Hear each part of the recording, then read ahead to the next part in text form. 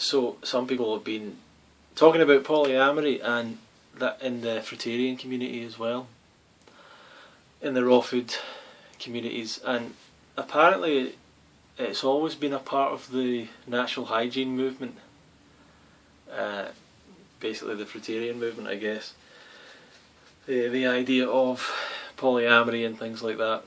And guess what polyamory is like basically what people refer to commonly as an open relationship, where two people have a relationship with it together, but they also go outside of that relationship and, you know, have relationships with other people outside of the relationship, physical and otherwise, I guess.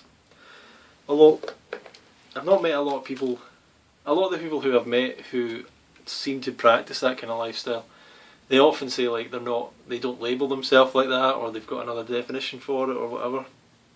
So I think it's quite a grey area what it actually means. But it's not something that it's not something that I've ever particularly. I don't really like the idea of it. I've never tried it. I've never been part of that idea or anything, and it's one of these things that I think that we like to think, probably every culture, every generation likes to think that they're kind of doing new things, breaking new ground, doing something new, and they've evolved forward into a point where, you know, we can let go the ideas of the past and the things of the past, and we can let go of the old relationship structures and the old structures of everything else and do our own thing, and we can create more free, loose terms for ourselves and and create a new way of living and things like that. And what always gets in the way of all that kind of idea is just the human nature, just human nature. So polyamory, most of the people I've ever heard or seen or met that are doing polyamory or talking about polyamorousness, they're all really good looking. They're all really attractive, and they probably get a lot of people are probably interested in sleeping, having sex with them, or getting close to them or whatever.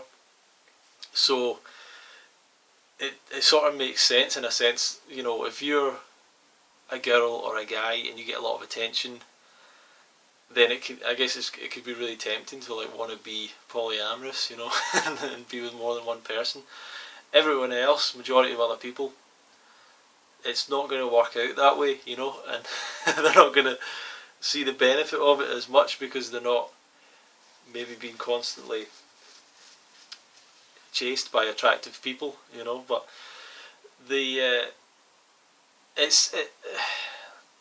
humans, it's one of these things about human society. It's like we can want it to be this way, or we can want it to be that way, or we can want freedom to do this and that, but we always have to get back to the fact that things are the way they are because of just this is the way things are, and that's a really bad way of putting it. But when all these old religions and structures and societies had these rules and systems, like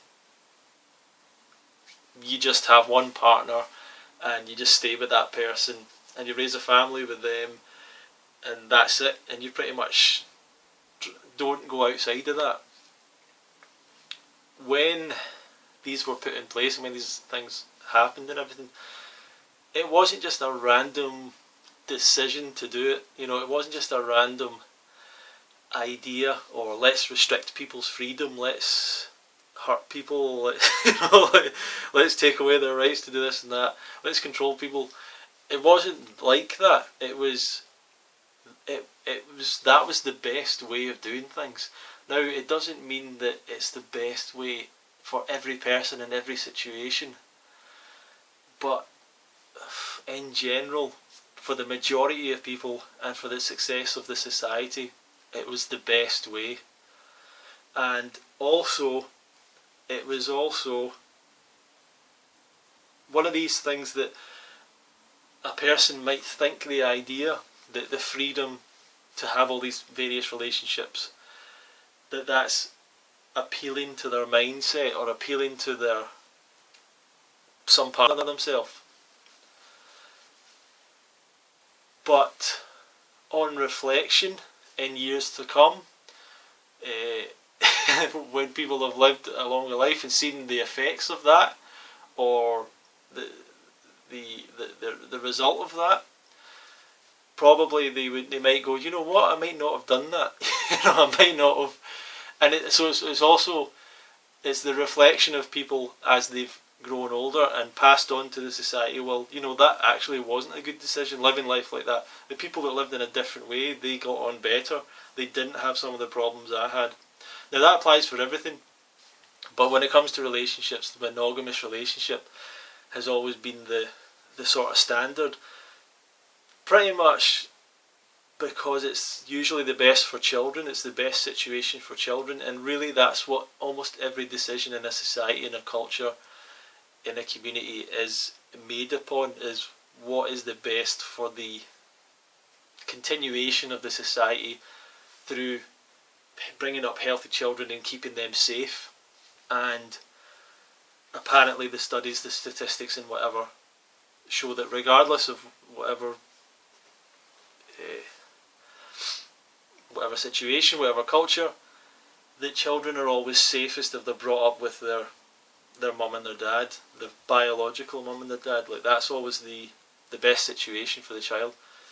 Now, when I say always, I don't mean not always, but the majority of the time that's the best thing, and that's the only way. If you're making a decision, like a law or a rule for society, it has to be based on the best for the majority of people. So that's why, like, polyamory and things like that have never really been encouraged. That's what I think anyway. That's why they've never been encouraged for society. For the majority of people, it's not a good it's probably not a good thing. For the majority for some people, it probably is a good, like, it's probably an enjoyable thing or a good thing, or it's really what they want. But for the majority of people, for a culture, if you were to just say to everyone, like, just be polyamorous, because what would happen is essentially there'd be these vast concentrations around. Well, basically, it would end up with certain men, for example, would have all the women, and then all of their children that they'd had with all these women wouldn't have a father, and then there'd be all these men that were kind of disgruntled because all these women, ignored them, and then the women would be saying, well, I need someone to look after my children, and all these other guys would be like, well, I don't want to look after your child, that's not my that's not my child. At the same time, there'd be the attractive women would be chased after by all these men, and then it would just be, it's that kind of thing that would happen. I think I think that's why it doesn't happen, because it doesn't fairly distribute into, like, peace, love, like everyone's having, like, a nice situation. It doesn't happen. Like, for certain people it's great, for certain people it works out, and for a lot of people it doesn't work out, and they're happy to just find one person or whatever. And also, it's such a lot of time to spend. See, when you're trying to, like, go on dates and meet people and stuff like that, it's an awful lot of time to spend doing all that stuff. And maybe that's a reflection. Maybe that tells you a lot about me or something, that I see it as, like, this time-consuming thing. But I do think, fair enough, you put time into one relationship or one person or one thing, but if you're then throughout your life then trying to continually do that with all these other people outside, it's just continually time-consuming, taking up your time that you could be using other things.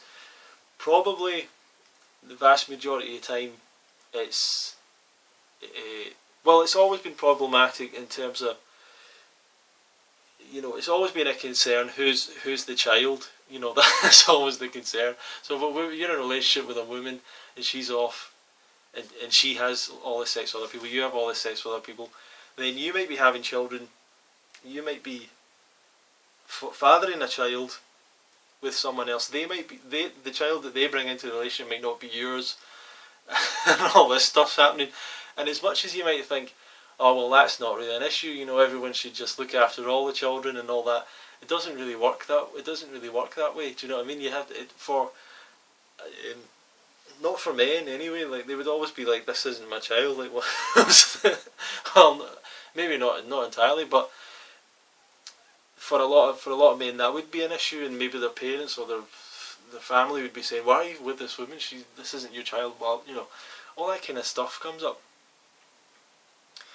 So that's my thoughts. That's kind of my thoughts on polyamory, and it is. I don't know if it's a natural part of human existence. I mean, you know, people are always going to do these things. Human existence is like not perfect, and so going out and cheating on your partner.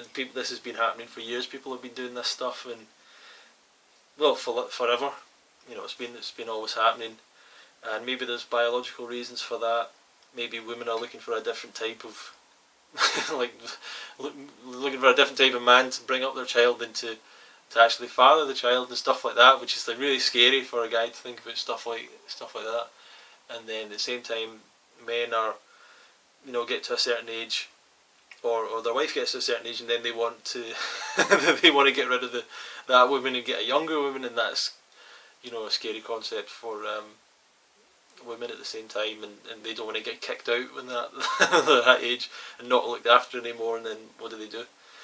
So it causes a lot of problems. So the monogamous relationship is pretty much the solution. And then, as with everything in society, you can't just tell human beings to do things. You can't just tell people this is the best thing for you. This is what we found is the best thing for you. You can't tell people that. You have to create like a religious structure and a whole society structure, and create fear and create guilt and everything. And that's how you actually get people to do stuff. That's basically how we've managed to get people to do stuff, is through guilt and fear and shame. And you might think, oh, that's all bad. And it is kind of bad, but if you were to guilt and shame and fear someone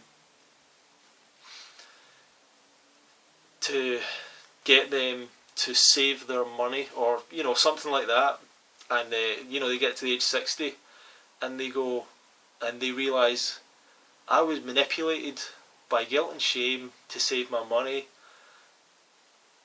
but at least I've got all this money. You know, I found out now it was just guilt and shame and fear. But you would probably go, wait, I'm kind of glad that happened, because that's what motivated me to invest and save my money. And it may be the same with relationships and stuff like that. The guilt and fear and shame that stop people that for many people in many cultures still, they don't want to have sex before marriage. They don't want to have multiple relationships and all that. And that's probably a good thing for a lot of people. In fact, that's probably a good thing for the majority of people. And maybe we should go back to that. But now, like the genie's out of the the genie's out of the thing, the genie's out of the lamp or whatever. And now everyone knows, oh well, that's just a kind of way of controlling people and whatever. And so people don't want that. They want the freedom to do what they like, and it probably doesn't lead to happiness. You know, that's the big thing. It probably doesn't lead to happiness for people to just randomly go out and sleep with loads of people and do all that. It doesn't lead to a good society, probably a productive society, a happy society, a balanced society that's growing and all that. But it gives the person the feeling they've got individual freedom to express himself and all that kind of thing. So it's a balance. So let me know your thoughts on all that. A bit of a mess of video, but I wanted to add to the discussion. I'm not a polyamorous person. I'm not even in a relationship, so I can't be like a polyamorous, I guess. And I don't know. It sounds like something that would be quite hard to do. Maybe it's not. I mean, I don't really know, but I just thought I would mention that. And thanks for watching.